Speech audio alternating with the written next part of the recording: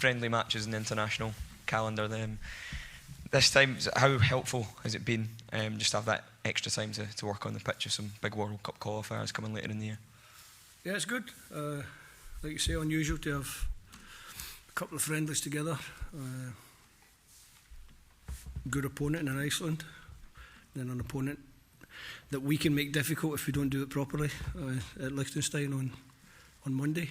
But the biggest thing for me is that everybody's turned up.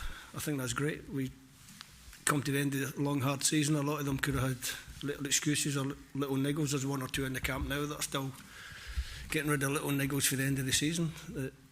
But they're all here and they all want to play, and that's great for me. What does that say about the level of commitment in the group? Because in years gone by, there perhaps would have been some that might have pulled out at this time of the season. On the years gone by, I can't really comment on, but since I came here, this group of players have always said that they are so committed to coming and performing for their country. Every time I pick a squad, they all want to be here. One or two of them have called me up in this camp that I haven't selected, asking me to select them, but if they're not quite fit, then obviously I can't do that. So I'm sure you'll hear from Dykesy soon enough. Can I just ask you about Kieran Tierney as well? If he plays tomorrow, he'll earn his 50th Scotland cap and head into the international Roll of Honour. Just talk to us about his contribution over the years for you with Scotland. How good has he been? Obviously, we've shown over his career, Kieran, that he's a top player. We're lucky to have him. In recent years, he's had one or two little injury issues that's probably restricted his number of caps.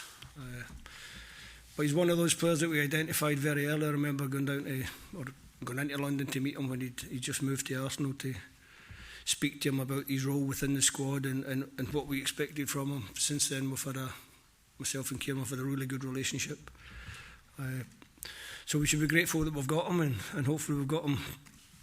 It doesn't stop at 50 and the caps keep coming, because that's what I set out to do, was to cap a number of players that would be the core of this squad moving forward. And so many players in the squad now that are over 50, and Kieran's just another one to add to that.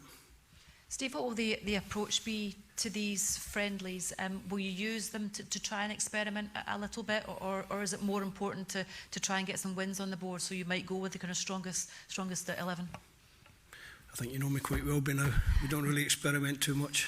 I think the process with any team, but especially a national team, is there has to be a cycle, there has to be a turnover of players eventually. Now, people make a lot. There's 7 uncapped players in this squad, but you're bringing these young players in to feel the level of the group, to understand where they need to get to be selected regularly for the national team. That's important. It's important not to discard the ones that have been relatively successful over certainly my 6 years in charge, and make sure that there's always a little production line of players coming through that we can rely on in the future. Do you sense that those players you're talking about, the kind of younger ones, that are soaking all that up and are kind of embracing that and reacting well to it? Yeah, I think so. There's one or two of them come into this camp better than the last time they came to camp.